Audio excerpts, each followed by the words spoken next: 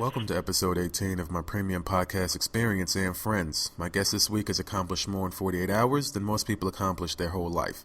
He is a director, visionary, and cinematographer. He has a passion for film, and he recently wrapped his first movie that he wrote and directed solely for the 48-hour Film Fest in Charlotte.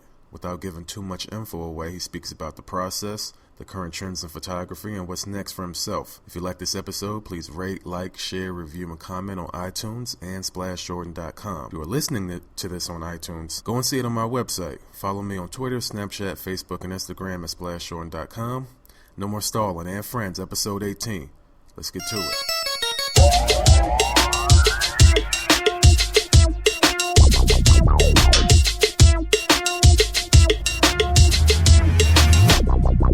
So, you said you never done podcasts before? Nah, man.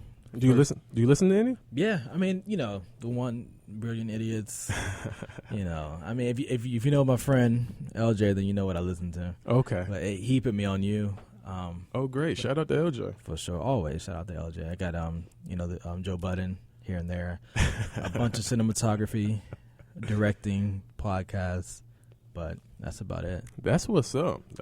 How did you get into cinema photography? Man, it was really just in 2011. I was in college. I went to East Carolina University, and nice. I was doing PR.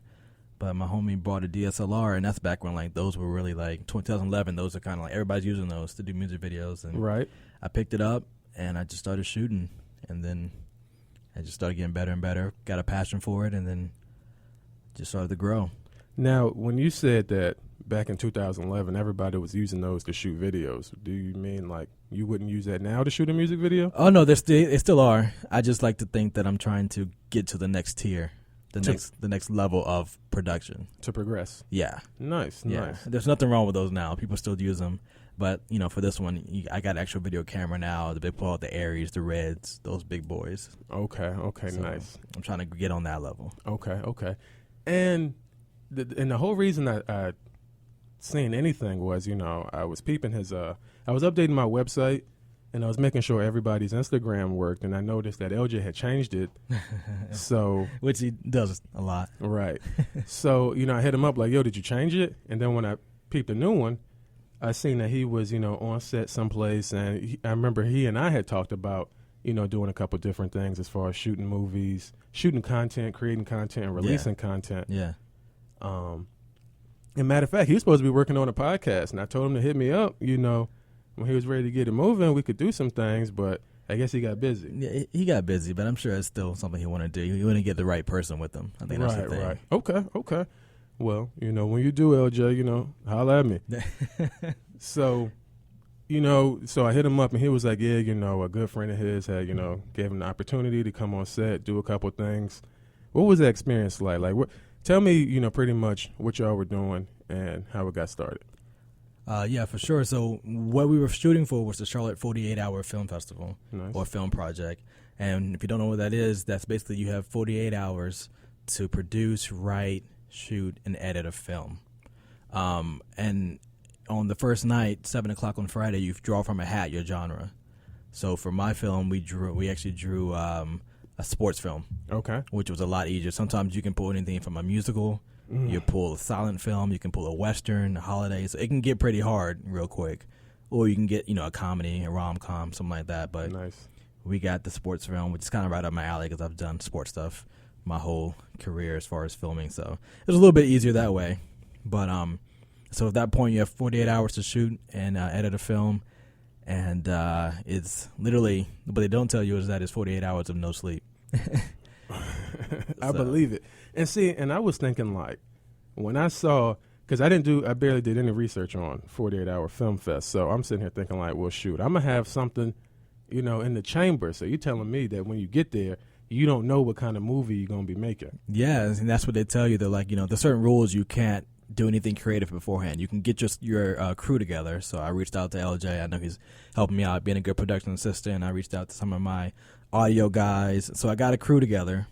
And then, but that's about as far as it goes. Locations, yeah, you can lock down locations. So we were at a gym in Noda, and we were at Area 15 in Noda. So I kind of locked that down, signed the releases. But after that, it's just a holding pattern until Friday night. Okay. Yep. Have you watched it? Yeah. I watched it. and we turned it in, and I'm pretty happy with it for my first actual like narrative film, and to make it in 48 hours, I think it's pretty good.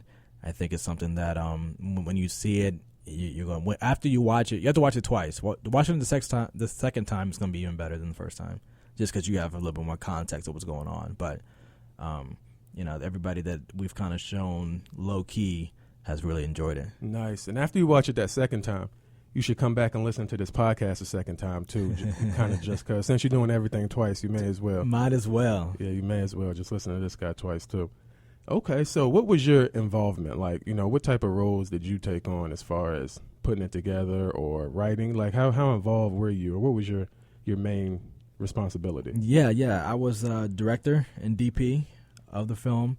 I was kind of the team leader, the one that kind of spearheaded everybody to get together. But really, it was a team effort because, with any type of filmmaking is not the only, but filmmaking is definitely a team sport. You can do it yourself, but if you do it yourself, it'll show that you did it yourself. Right. It's one of those things. How hard is it to wrangle, people together and be on everybody's schedule? How hard was it to like make sure everybody was there when they said they were going to be there? I really think that it didn't. I think once you sign up for it, I think you kind of make that a priority because you know what's at stake. You have a time limit.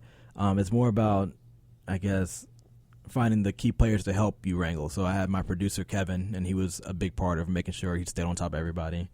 And so having somebody, a point person that can make sure everybody's on, make sure everybody, you have your emails and communication is big key. But I think really once you sign up for something like this, you know what's at stake. So you shouldn't sign up if you're not going to be committed to it. And it costs a little bit of money. The entry fee does.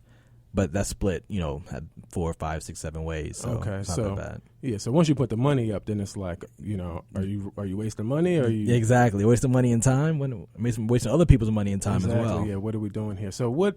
Now I know that you said they're screening it first round. Where? All right, I got some information here. So all right, cool. The first round the first premiere screening is going to be at the Uptown UNC Charlotte campus. That's 320 East 9th Street on August 20th at 4:05, and then the second group is going to be at 7 p.m. Okay. My film's going to be in the first group at 4:05, but it's called the movie's called Hunger. Nice. Yeah. Do you know, like, because there's some type of competitive aspect to the festival, so do you know like what the films are being graded on, or what, like, how do you pass to the next round? Is it just like, based off reviews? Yeah, I'm not really sure completely, but I do know that they have, the best of Charlotte. They have the best writer, best directing, best acting role, things like that. But I'm not really too concerned with that on my level because I just really, I'm competing against myself, really. I just wanted to make a film. I want to get better. And if you've never made a film before, you might think it's something easy to do. But once you get into it, to be able to do it and then with the time restraint, I think that's just, something self-rewarding. But I definitely, of course, the competitive side wants me to win. But really, for the first time you do anything, it's never that good. So when I look back at this next year from now. Right. It's a learning experience. Yeah. It's going to be like, oh, that was nice. But, man, let's shoot another one. Exactly. And I'm ready to shoot another one already. You ready to shoot another one? I'm ready. Are you ready? I heard you got some things. I do. And no, I'm not ready because, most of the roles I have to assume on my own. Okay. I do have, 1 or 2 guys that help me, but they also, have their own ambitions that they're fueling. So we help each other when we can. But, I'd like dedicated teams and, dedicated crew. For sure. But what I have is ideas. Okay. I have ideas and I have thoughts and notes and, I have passion. So what my advice for anybody that has ideas is to find and befriend a writer. Right. Someone that can sit down and put it on paper. Right. And that's where I'm at. My writing isn't terrible, but again, it takes time. The projects that I'm working on, I invest a lot of time into them. So as much time as I invest into writing would be time away from this podcast. Right. Yeah. So, I make choices like that. So I'd much rather somebody who would just prefer to write. Yeah, for sure. And I mean, I know I have ideas, but I'm not a writer at all. And a lot of times they can put it in format for you. They can kind of, because my ideas all over the place. I think visually. I'll see something first, and then I'm like, okay, this feeling, I can kind of go off that. But sometimes you need somebody that can literally just sit down and write it down. That's like the first step. Right. But what I've learned is that there has to be a relationship. Yeah. Because sometimes, I bring my ideas to people and they're not, there's a mistranslation between what I say and what comes out on paper. Very true. And that's, either visually or, whatever the case may be. So, I'm always looking for somebody very specific. For each role I need assistance with, it has to be somebody very, specific. Yeah, that's true. And I guess it's like with anything, you got a vibe. And there's plenty of times when especially when you're creating something as a team effort, at the beginning, you got to have people that see your vision. Right. If not, they're going to try to take it their way. Exactly. And, you end up making someone else's movie. Exactly. Yeah. And that's, nobody wants that, especially if it's your idea. Okay. So after this weekend, when the first screening premieres, yeah, there's a possibility, quite likely, that it'll be screened again the following weekend. Yeah, so they have 2 days that they're doing it, and so they have just a regular premiere showing everybody's film, and then they have the best of screening that's happening on August 26th at 6:30 p.m. at the Booth Playhouse Theater.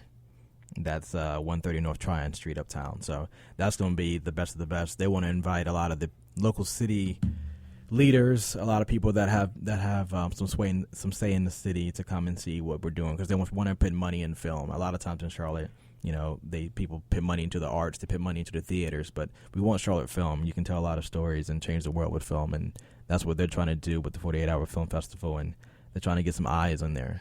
Right. Okay. That sounds pretty cool. Yeah, so, man. Well, from there, where do you see it going? So, like, let's say, a month from now, after this festival is over, and you've already stated that you'd like to work on something else. Are you going to continue pushing and promote? Are you going to do anything else with this movie, or are you on to the next?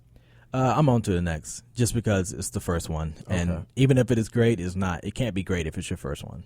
I believe that. Unless, one-hit wonders, but we don't want to do that. Right, But, okay. So, yeah, I'm definitely on to the next, and I'm already kind of talking to the producer. He already hit me with another one. Someone else wanted me to help DP their thing. But as far as my own, I'm definitely looking to try to do something a little bit longer. And, if I did this in 48 hours, what can I do if I have, a week? Right. Can I make something even better? So I'm Right. trying to do, next time I want to take the restraints off and really, try to make it happen and see what we can do. Do you know how many teams are entering this festival? Yeah, there was actually 32 teams this year.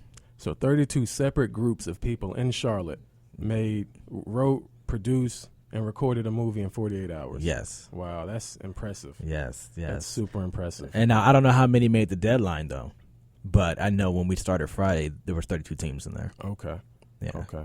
So at least 25. Yeah, at least. And I think everybody's still going to be able to show their screening, but if you didn't make it in time, you won't get judged and get awarded. Okay. Yeah, but I think you still get to show your film if you if you turn it in. That's super dope. Yeah, That's sure. super dope. What's the entry fee? Or are you paying by the movie or?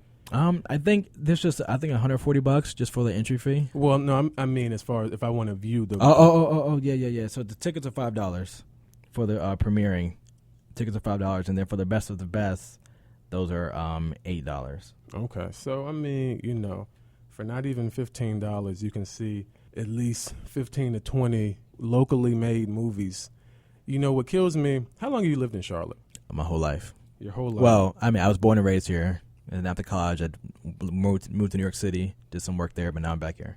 Okay. And I want to hear about that work in New York, but real quick, people are always like, "Ugh, there's never anything to do here." I'm like, man. "Yo, there's a ton of shit to do here." And There's a lot. If you look, maybe not going to the club every weekend, maybe not going to the same thing, but I definitely have a strong feelings about that, because people say that, but you are the people, you are the community. You are. And even if it's not 32, even if it were just 10, 10 locally made movies here in the city, that's very impressive. We should be supporting, these people like you support people who make movies that don't know you. These movies are made at the places you eat, the places you go. You probably was in one of these movies and didn't even know.